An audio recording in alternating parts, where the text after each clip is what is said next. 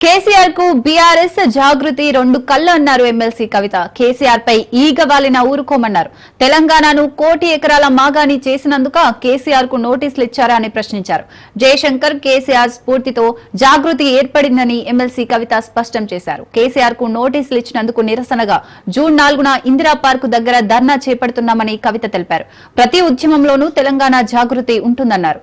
తెలంగాణ జాతిపిత కేసీఆర్ కు నోటీసులు ఇవ్వడం అంటే యావత్ తెలంగాణకు నోటీసులు ఇచ్చినట్టేనని కవిత అన్నారు.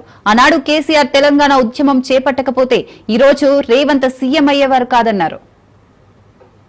మరి ఇవాళ ఉన్నటువంటి పరిపాలన మనం చూసుకుంటే ఈ 10 సంవత్సరాలకు ఇప్పటికి చాలా తేడా ఉంది. మన కర్మ ఏందంటే ఇప్పుడున్నటువంటి మన ముఖ్యమంత్రి గారు కనీసం జై తెలంగాణ అని కూడా అన్నారు.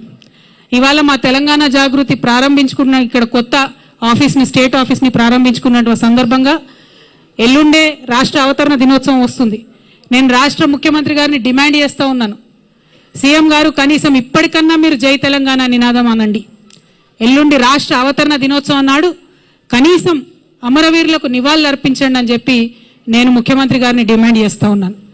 నిజానికి జై తెలంగాణ అనని వాడికి, తెలంగాణ అమరవీరులను తలుచుకోనటువంటి వారికి, నివాళులు అర్పించని వారికి ఆ కుర్చీలో కూర్చునే అర్హత కూడా లేదు. కానీ తెలంగాణ గ్రహచారం బాగాలేక మరి రేవంత్ రెడ్డి గారు మనకు ముఖ్యమంత్రి అయినరు. జూన్ 2వ తారీఖు నాడు మరి కాంగ్రెస్ ప్రభుత్వం ప్రకటించింది, రాజీవ్ యువ వికాసం అనే పేరుతోని పథకం తీసుకొస్తామని పేపర్లలో నేను చదివిన. రాజీవ్ గాంధీకి మాకేం సంబంధం అండి? తెలంగాణ రాష్ట్రానికి రాజీవ్ గాంధీ గారికి ఏం సంబంధం? నేను ముఖ్యమంత్రి గారిని డిమాండ్ చేస్తూ ఉన్నా, తెలంగాణ యువకుల కోసం చేపట్టేటటువంటి పథకానికి మీరు ఖచ్చితంగా తెలంగాణ వాదుల పేరు పెట్టాలి.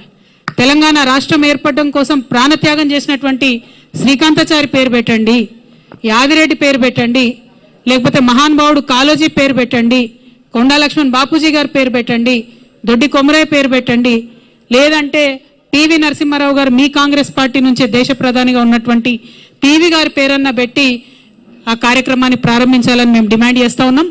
తెలంగాణ యువ వికాసం అనే పేరుతోని కార్యక్రమం ఉండాలి కానీ రాజీవ్ యువ వికాసం అనే పేరుతోని కార్యక్రమం ఉండకూడదని, అదేవిధంగా మీకు తెలుసు తెలంగాణ జాగృతి అనేక కార్యక్రమాలు చేసుకుంటూ వచ్చింది. బీసీ బిల్లు కోసం గత సంవత్సరంన్నరగా మేము పోరాటం చేస్తూ ఉన్నాం.